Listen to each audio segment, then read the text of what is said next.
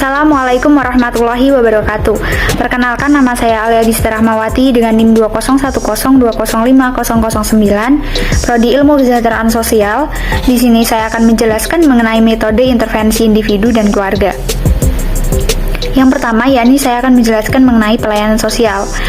Pelayanan sosial sendiri sebenarnya tidak dapat terpisahkan dari adanya lembaga kesejahteraan sosial itu.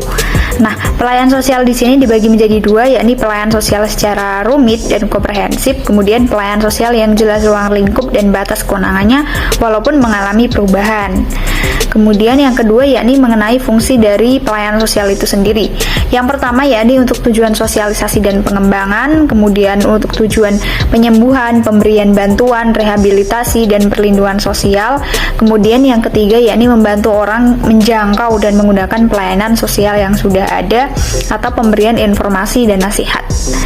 Kemudian pelayanan sosial ini juga ada bentuk-bentuknya. Jadi ada dua, yakni bentuk secara pelayanan residual dan pelayanan secara institusional.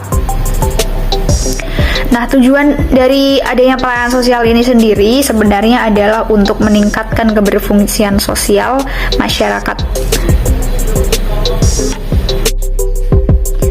Kemudian materi yang kedua, saya akan menjelaskan mengenai konsep praktek pekerjaan sosial individu. Praktek pekerjaan sosial dengan individu merupakan suatu usaha untuk menggolongkan seseorang klien berdasarkan sifat masalahnya. Hal ini memperlihatkan bentuk tertentu, kualitas penyesuaian kepribadiannya yang salah, kebutuhan-kebutuhan tertentu, dan bentuk tingkah laku yang melukiskan penyimpangan. Dalam praktek pekerjaan sosial dengan individu, menjelaskan secara umum apa masalah yang dialami oleh klien tersebut, kebutuhan-kebutuhan klien tersebut, kemudian tingkah laku, apa dari klien yang dapat diharapkan jika bantuan diberikan kepadanya. Selain itu juga, praktek pekerjaan sosial dengan individu berusaha untuk mengerti sifat orang yang sedang dilayani, sehingga di dalam praktek tersebut terdapat suatu keharusan untuk menduga hubungan dari pengertian ini dengan masalah yang akan diselesaikan, tujuan-tujuan yang dicari, dan cara-cara yang akan dilakukan. Dalam praktek pekerjaan sosial dengan individu, tentunya kita akan dihadapkan pada seorang klien. Nah, seorang klien ini pasti akan memiliki berbagai masalah dengan keunikannya. Nah, ada beberapa cara atau beberapa indikator untuk membantu memanage perasaan dan mengelola perasaan klien. Yang pertama yaitu mengetahui secara perlahan di balik diamnya klien, kemudian mengubah perasaan klien menjadi kata-kata, kemudian mempertunjukkan pemahaman tentang perasaan-perasaan klien, dan pengungkapan atau sharing perasaan-perasaan dari pekerja sosial itu sendiri.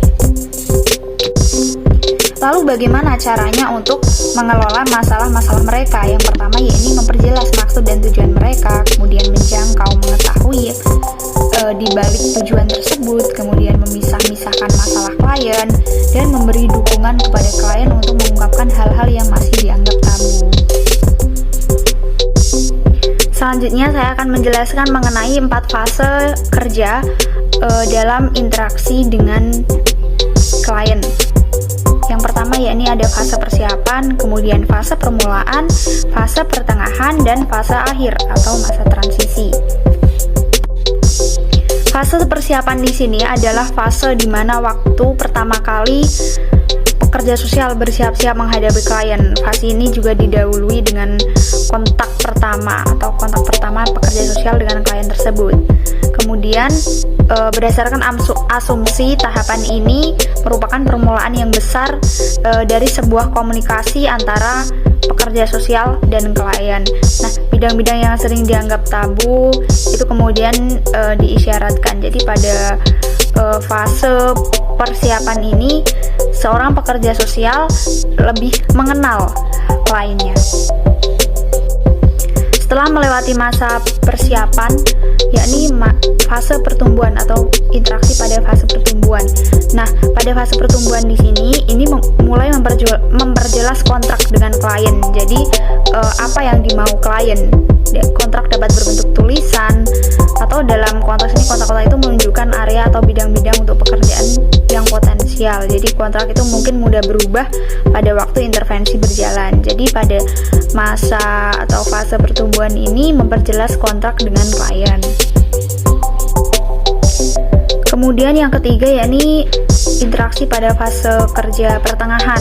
Yang ketiga, nah pada fase kerja pertengahan di sini tuh biasanya kebanyakan peksos itu mengalami kesulitan dalam praktek di sini. Mengapa demikian? Dikarenakan adanya ilusi kerja. Jadi ilusi ini disebabkan oleh pekerja sosial dan klien yang harus mengadakan gerakannya saja dalam mewawancara dan tidak benar-benar menyentuh inti masalah tersebut gitu. Jadi tidak sampai ke perasaan begitu. Nah, keterampilan dalam fase ini gitu sebaiknya adalah mengubah perasaan klien menjadi kata-kata, kemudian memberikan perhatian yang lebih dan mengerti apa dibalik diamnya klien tersebut. Kemudian memasuki fase yang terakhir yakni fase akhir atau transisi. Nah, pada fase transisi ini sangat penting dalam proses pertolongan, dinamika, dan keterampilan. Nah, pada fase akhir atau fase transisi ini diharapkan si klien ini sudah mendapatkan hal-hal positif yang dipelajari ketika dari masa persiapan, kemudian pertumbuhan, pertengahan, sampai akhir. Gitu. Baik, jadi dimulai dari yang pertama tadi, yakni saya sudah menjelaskan mengenai pelayanan sosial, kemudian konsep praktek pekerjaan sosial dengan individu, kemudian ada interaksi pada fase kerja, dan bagaimana cara mengelola perasaan klien dan mengelola masalah mereka. Nah, kemudian pada bagian 4 ini di sini saya akan menjelaskan mengenai sebagai pekerja sosial kita juga harus menghargai seorang klien gitu. Mengapa demikian?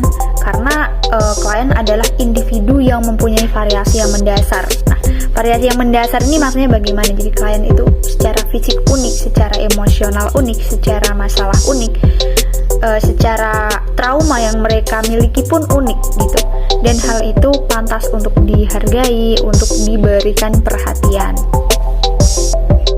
Kemudian yang selanjutnya saya akan menjelaskan mengenai kebutuhan untuk didengar, kebutuhan yang untuk didengar gitu atau komunikasi dalam beberapa unsur. Jadi antara pekerja sosial dengan klien itu tentunya melalui sebuah komunikasi gitu, sebuah komunikasi yang baik, terjalin hubungan yang baik, komunikasi yang baik. Tanpa adanya komunikasi yang baik, maka proses intervensi, proses asesmen dengan antara pekerja sosial dengan klien maka tidak akan terjadi dengan baik.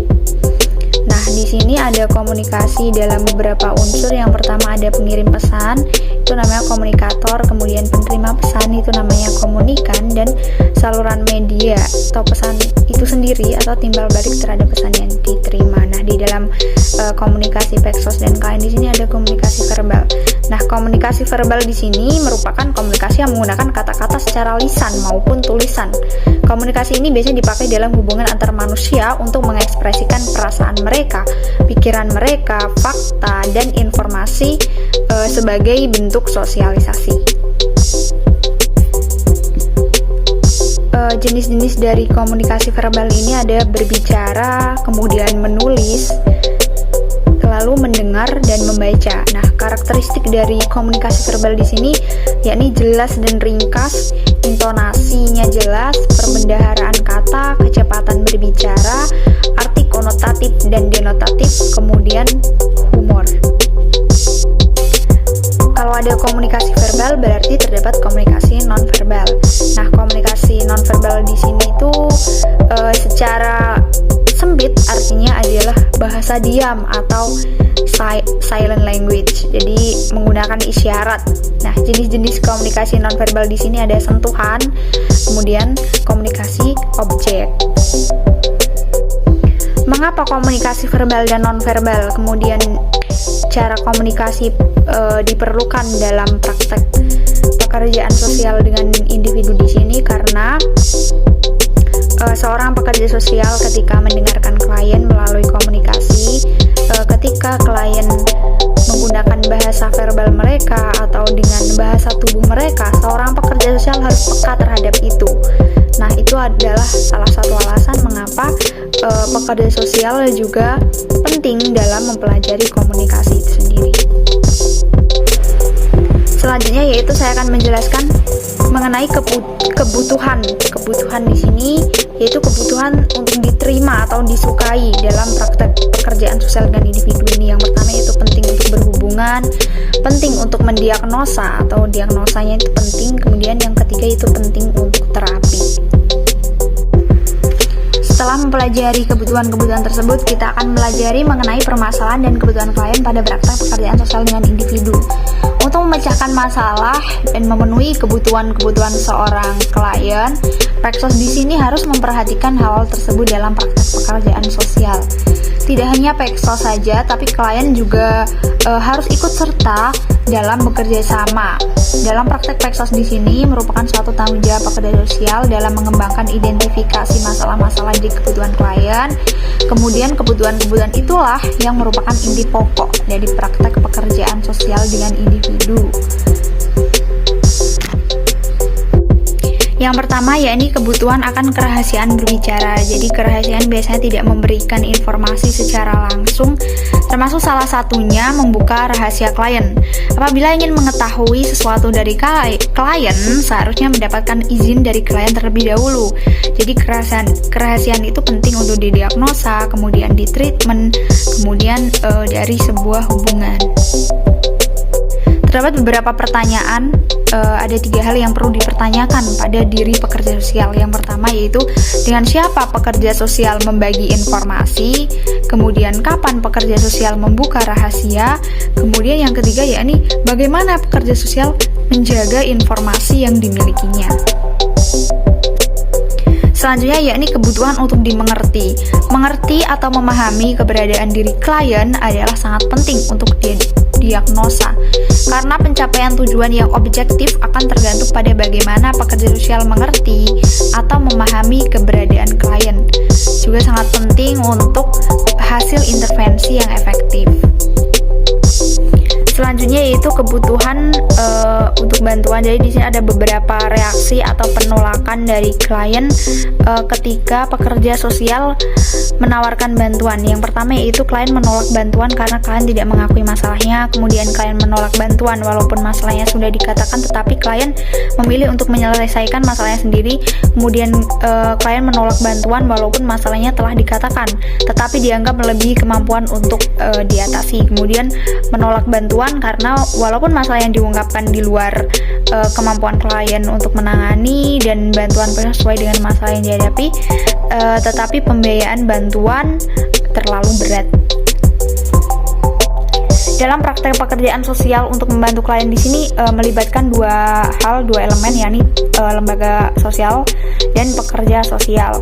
Kemudian ada 5 hal untuk menciptakan hubungan profesional yang bisa berbeda dari hubungan kebiayaan masyarakat. Yang pertama ada durasi, ada waktu, ada tempat, ada fokus, dan ada hubungan peran. Yang selanjutnya yaitu saya akan menjelaskan mengenai asas-asas dalam praktek pekerjaan sosial individu. Yang pertama jelas yaitu kerahasiaan, kemudian ada rasa empati, kemudian ada hubungan yang baik antara Peksos dengan klien, kemudian individualisasi di sini sebagai individu. Klien mempunyai sifat yang berbeda dengan individu lainnya, jadi memiliki keunikan. Kemudian pekerja sosial di sini harus menyadari bahwa ia adalah pekerja sosial yang menghadapi klien. Pekerja sosial harus memisahkan antara tugas sebagai pekerja sosial dan tugas dirinya pribadi. Terdapat beberapa kerangka praktek pekerjaan sosial dengan individu. Yang pertama itu ada klien itu sendiri sebagai seorang yang menerima pelayanan, kemudian pekerja sosial sebagai fasilitator dalam membantu klien atau memberi pelayanan, kemudian ada badan sosial yaitu organisasi yang memberikan pertolongan, kemudian ada tim staf pertolongan yang terdiri dari seorang atau lebih pekerja sosial, kemudian ada sistem intervensi atau suatu kelompok kerja yang aktif dan bertanggung jawab dalam keberhasilan intervensi, kemudian ada situasi pertolongan yang terdiri dari sekelompok orang yang berinteraksi secara teratur, terarah, dan dalam periode waktu. Selanjutnya yaitu saya akan menjelaskan mengenai praktek peranan pekerja sosial di dalam praktek pekerjaan pekerjaan sosial.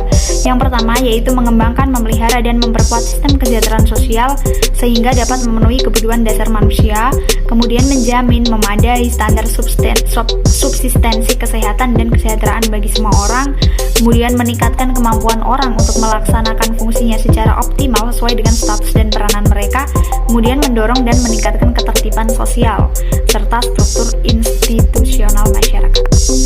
Lalu sebenarnya apa tugas dari pekerja sosial itu sendiri? Selain untuk meningkatkan keberfungsian sosial. Jadi ada yang pertama yaitu membantu institusi sosial mengembangkan, melaksanakan struktur serta program pelayanan secara efektif, kemudian mengimplementasikan secara efektif ukuran-ukuran perubahan dan adaptasi sosial, stabilitas dan kontrol sosial yang berkaitan dengan kesejahteraan sosial, kemudian mencegah dan memecahkan konflik serta permasalahan sosial sampai ke tingkat tertinggi, kemudian mengelola dan mengoreksi tingkah laku yang menyimpang di organisasi sosial. Lalu bagaimana proses praktik pekerjaan sosial dengan individu? Yang pertama yaitu ada pelamaran atau engagement. Nah, di sini suatu masa di mana Peksos mulai berorientasi terhadap dirinya sendiri karena Peksos harus menjalin hubungan baik dengan klien dengan berbagai cara. Kemudian ada pengungkapan dan pemahaman masalah atau asesmen. Nah, pengungkapan dan pemahaman masalah asesmen adalah penilaian dan penafsiran terhadap situasi dan orang-orang yang ikut terlibat di dalamnya. Asesmen sendiri terdapat beberapa hal. Yang pertama yakni ada apa permasalahan tersebut, kemudian penjelasan apa saja yang diperlukan dalam membantu memahami kesulitan tersebut, kemudian hal apa saja yang sebaiknya dilakukan untuk kebaikan klien, dan bagaimana program intervensi dimonitor untuk mengetahui keberhasilan. Yang selanjutnya yaitu mendefinisikan masalah, di mana masalah dipandang secara vertikal atau horizontal. Kemudian mengetahui tujuan pendefinisian masalah, kemudian penentuan tujuan, yaitu dari sifat tujuan mengarah pada solusi dan terarah, kemudian tujuan merujuk pada kebutuhan klien, dan pembentukan tujuan, yaitu berkontribusi antara dua pihak. Yang selanjutnya yaitu mengenai metode dan model intervensi. Kemudian ada penciptaan kontrak. Lalu yang selanjutnya yakni pelaksanaan kegiatan untuk mencapai tujuan yang diinginkan. Jadi berorientasi pada kegiatan dan perubahan, bertanggung jawab. Peksos mengadakan perubahan menggunakan teori, nilai, dan keterampilan. Kemudian ada evaluasi. Dengan evaluasi, Peksos menguji kemampuan dan keterampilan alternatif yang diterapkan. Kemudian ada tahap terminasi, dilaksanakan ketika tujuan telah dicapai dan pelayanan telah selesai atau kegiatan lebih lanjut tidak ada lagi. Yang selanjutnya yaitu saya akan menjelaskan mengenai asas dari pekerjaan sosial. Jika tadi kita sudah menjelaskan mengenai asas dari praktek pekerjaan sosial, di sini ada asas pekerjaan sosial sendiri. Yang pertama ada asas kesetiakawanan, asas keadilan, asas kemanfaatan, asas keterpaduan, kemitraan, keterbukaan, akuntabilitas, partisipasi, profesionalitas, dan asas yang selanjutnya yaitu mengenai asas dari pekerja sosial. Jadi tadi kita sudah menjelaskan mengenai asas dari praktek pekerjaan sosial. Di sini ada asas pekerjaan sosial. Yang pertama ada kesetiakawanan, keadilan, kemanfaatan, kemitraan, keterpaduan, keterbukaan, akuntabilitas, partisipasi, profesionalitas, dan keberlanjutan. Kemudian yang selanjutnya yaitu mengenai praktek pekerjaan sosial dengan individu yang meliputi konselor, pekerjaan sosial klinis, edukator, tenaga ahli, atau expert. Nah, dari beberapa penjelasan di atas tadi mengenai beberapa hal tentang praktek pekerjaan sosial individu, menyimpulkan bahwa praktek pekerjaan sosial individu di sini tidak secara serta-merta hanya hubungan antara pekerja sosial dengan klien, namun di dalamnya terdapat beberapa hal, beberapa kerangka yang perlu dipelajari agar proses intervensi berlangsung dengan baik dan menghasilkan keberhasilan intervensi yang diinginkan oleh klien. Baik, selanjutnya di sini saya akan menjelaskan mengenai penjelasan kedua, yakni tentang materi konsep praktek pekerjaan sosial dengan individu yang merupakan tugas kelompok dari kelompok 2. Di atas tadi sudah dijelaskan bahwa praktek pekerjaan sosial dengan individu merupakan suatu usaha untuk menggolongkan seorang klien berdasarkan sifat masalahnya. Hal ini memperlihatkan bentuk-bentuk tertentu kualitas kepribadian yang salah atau his personality maladaptation, kemudian kebutuhan-kebutuhan tertentu, bentuk tingkah laku yang melukiskan tingkah lakunya. Dalam teori praktek pekerjaan sosial terdapat interaksi antara peksos dengan klien.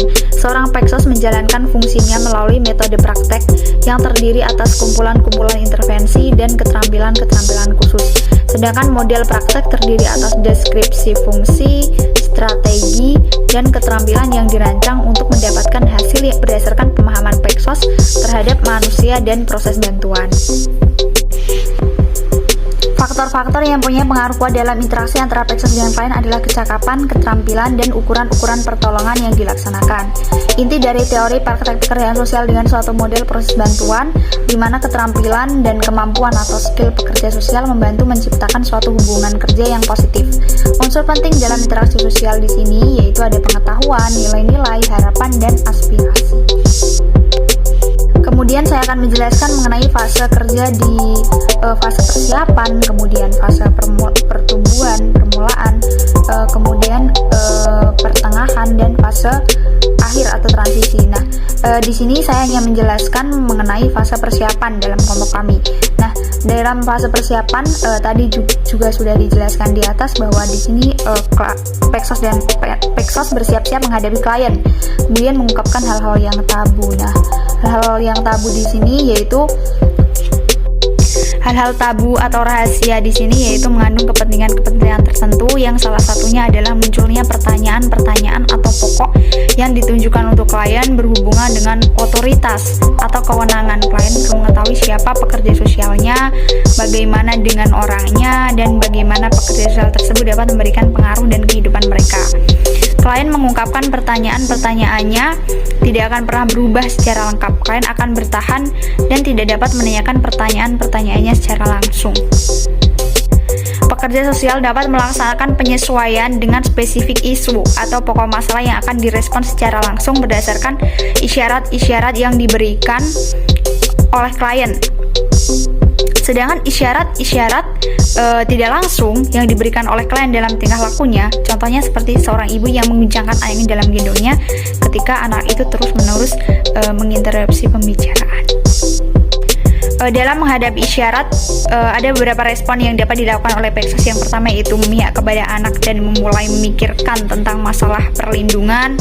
Kemudian jika peksos telah mengadakan penyesuaian dan mengembangkan kejelasan perannya sebagai seorang sumber bagi orang tua dan anak, serta sebagai ganti respon kritik pada saat itu, peksos mungkin lebih baik mengatakan beberapa hal. Yang pertama, apakah Anda akan seperti ini seterusnya? Atau apakah Anda pernah bercakap-cakap dengan orang dewasa lain tanpa anak bersama Anda? Kemudian, poin yang ketiga atau poin selanjutnya saya akan menjelaskan mengenai metode casework. Nah, metode casework adalah bimbingan sosial individu atau perseorangan, adalah suatu rangkaian pendekatan teknik pekerjaan sosial yang ditujukan untuk membantu individu. Kemudian poin yang ketiga atau poin selanjutnya saya akan menjelaskan mengenai metode casework. Metode casework adalah bimbingan sosial atau individu atau perseorangan, adalah suatu rangkaian pendekatan teknik pekerjaan sosial yang pendekatan atau teknik pekerjaan sosial yang ditujukan untuk membantu individu yang mengalami masalah berdasarkan relasi antara pekerja sosial dengan seorang menerima pelayanan secara tatap muka. Terdapat beberapa tahapan dalam metode casework. Yang pertama ada tahap penelitian. Nah, pada tahap ini klien mulai menjalani relasi dengan casework. Pada tahap ini, selain mengumpul dan memilah data klien yang dapat dijadikan pegangan dalam proses pertolongan. Kemudian yang kedua yaitu tahap pengkajian. Dari pengkajian yang dilakukan diharapkan akan menghasilkan berbagai macam bentuk terapi. Kemudian ada tahap intervensi, atau dalam tahapan ini sebenarnya sudah diawali dengan pertemuan awal dengan klien. Jadi hal ini karena proses penelitian sudah dapat dikatakan sebagai sebuah treatment ketika proses ini sudah membantu klien untuk dapat mengklarifikasi permasalahannya dan berusaha melakukan perubahan kondisi kehidupan. Kemudian yang selanjutnya yaitu tahapan terminasi. Fase ini merupakan fase tahapan di mana relasi antara casework dan klien dihentikan. Jadi berdasarkan definisi di atas, tahapan-tahapan tersebut atau metode ini diperuntukkan kepada seorang individu yang dalam kehidupannya mengalami masalah sosial. Kemudian seorang peksos harus bisa menggali dan menangani masalah yang didapat individu tersebut melalui pendekatan atau mengembangkan dan memecahkan masalah individu tersebut. Nah, dari penjelasan saya mengenai konsep praktik pekerjaan sosial individu, kemudian beberapa hal terkait dengan konsep praktik pekerjaan sosial individu, kemudian mengenai metode guesswork. Mungkin itu saja yang dapat saya sampaikan. Ada kurang lebihnya saya mohon maaf. Wassalamualaikum warahmatullahi wabarakatuh.